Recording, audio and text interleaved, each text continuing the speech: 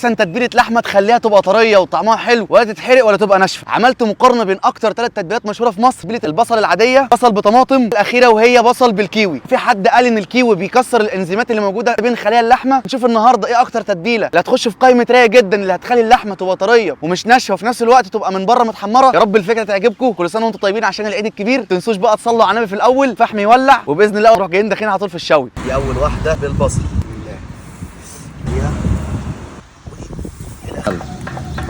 يا مسهل الحال يا رب. تعال يا مهب بالله عليك لا تشوف الشوي قرب. شايف يا لهوي انا جعت. الحين هي خلصت. هتلاقي الصينيه دي بنفس الترتيب يا حاج. بالبصل فيها نشفان، دي اللي بالطماطم قطره سيكه. حبيبي اتفضل. طيب ودي الاخيره اللي انا خايف منها، الله يستر بس. والله طريه يا لا اوف. طريه يا اخي، طريه قطره واحده. بص دي البصل في الاول، بسم الله. بتشد. الطعم حلو صراحه بس بتشد، ضلك تمضغ. تعالى على الطماطم، بسم الله الرحمن الرحيم. دي احلى واطرى. انا مقلق من دي، ما فيهاش ريحه كيوي صراحه. بسم الله. انا جات لي فكره، اقسم بالله ان هي فكره بطله.